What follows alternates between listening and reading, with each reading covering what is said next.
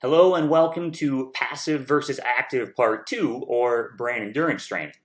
So the previous post talked about the nature of MAPS and the arthrokinetic reflex and why active joint mobility is so much more useful for creating lasting change than passive manipulation only. Basically, we have to be involved to learn, which, when you think about it, means we have to involve the brain to learn, because the more engaged and involved we are, the more the brain is working to take in and process data.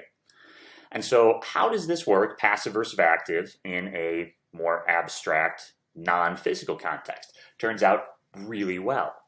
So on the top of the screen here, we see the words, the Stroop effect. And if you want to do an app of this, you can actually find it by the same name, the Stroop effect, for free.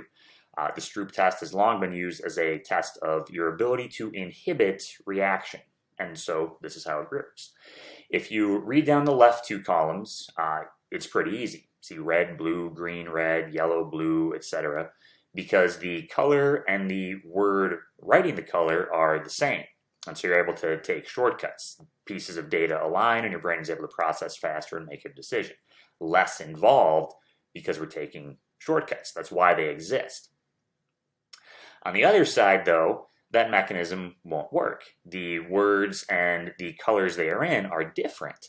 And so red, blue, green, red, yellow, blue, red, yellow, green, red, blue, blue, green, yellow, red, red, green, yellow. That was still pretty good. I've been practicing.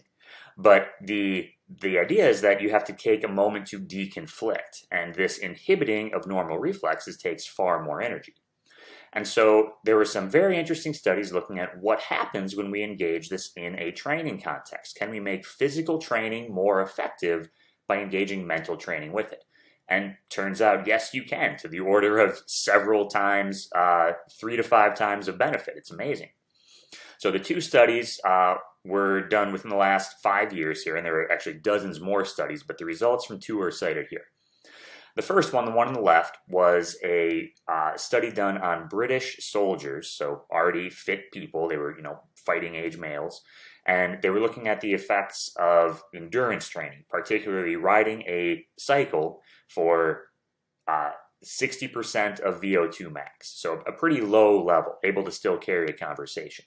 But really, that's what good endurance training is, lots of long, slow work. And so a program that they had the control group and the experimental group do was to cycle for 1 hour at 60% of VO2 max 3 times a week for 12 weeks. Classic conditioning program. They tested their performance with a before and after time to exhaustion for intra-subject reliability. And then here's the variable. The control group, they weren't given any directions on what to think. They thought about their lunch or how much they loved or hated being part of this study. Doesn't matter. They weren't given instructions. That's the control. The endurance training group did a brain training game similar to the Stroop effect the whole time, every single training session. They actually used a dual end-back test. Point is, it was unrelated to cycling, but it made their brain work much, much harder. And the result at the end was that the control group got a pretty respectable 42% improvement. You get 42% better at something in 3 months, you do that repeatedly, you're doing awesome. But the brain endurance training group got 3 times that benefit, 126%. So that's really cool if you love endurance. My bent is more towards strength, and that's where the second study interests me.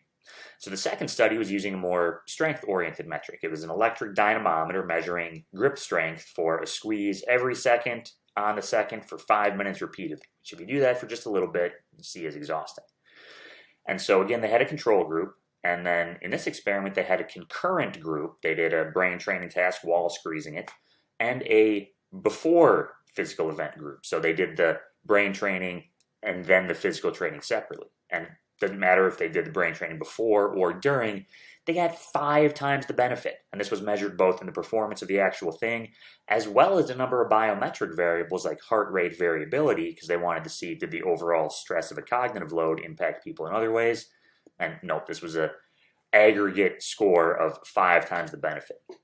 And so that is incredibly cool to me, that engaging the brain in unrelated ways can multiply our benefit. Imagine when we can engage the brain in a way that is also relevant to the task at hand. Neural warm-up, that's why.